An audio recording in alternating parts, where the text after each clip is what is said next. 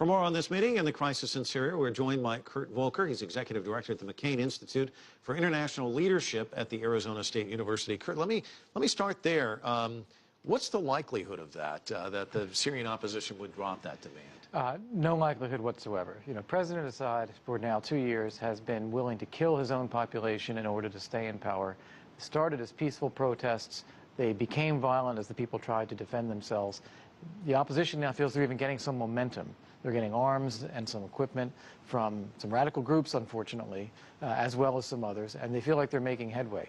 They're not going to give this up. There's some who say that John Kerry was running for president. After he ran for president, he was running for Secretary of State. Didn't get it the first time around, gets it the second time around. It's not an easy job, though. Is there any way that he can make any kind of headway versus what Secretary Clinton had done, his predecessor? No, John Kerry faces a difficult problem, the same one Hillary Clinton faced as well. If he wants to achieve something in foreign policy, he's got to have the full backing of the President of the United States and the ability to commit resources, whether it's security or troops or assistance or assurances.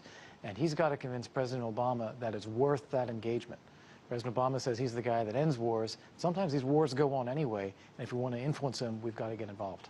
You're a Foreign Service kind of guy. If Kerry were to ask you, what should be at the top of my agenda? I mean, he's got Iran, he's got the DPRK, he's got the Middle East, which is a powder keg. Where should he focus his attention? You got to think strategically. There are two kinds of issues. There are the crisis issues that you have to tackle just because the effects of these crises are going to hurt us. That's Iran with its nuclear program. That's Syria in the first instance. That's not letting Afghanistan go to pieces. The second type of issue is your strategic investments. What do you try to influence that's going to make the world a better place for us all to live in 15 or 20 years from now? That's going to be the relationship with China.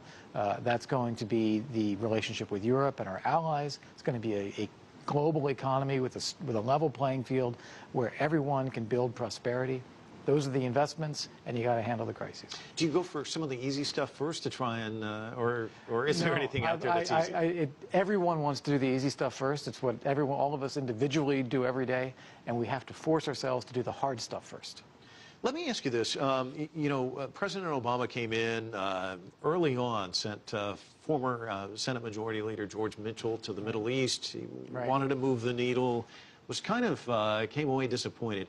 Is he likely to try? Has this kind of shaped his foreign policy in a sense that once you get stung, you don't really want to engage? Is that one of the issues? Well, I think in the case of the Israeli-Palestinian issue in particular, I think President Obama underestimated the importance of the statements that he made about settlements at the time that he was pushing this.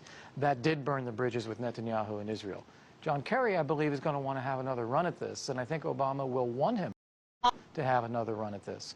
But in the end, if it's going to require security guarantees, security assistance, some other kind of development assistance, and an active U.S. role in policing a settlement, unfortunately, I think Secretary Kerry may not have the resources behind him. Kurt Volker, thank you so much for your insights. Appreciate it. No, my pleasure. Thanks.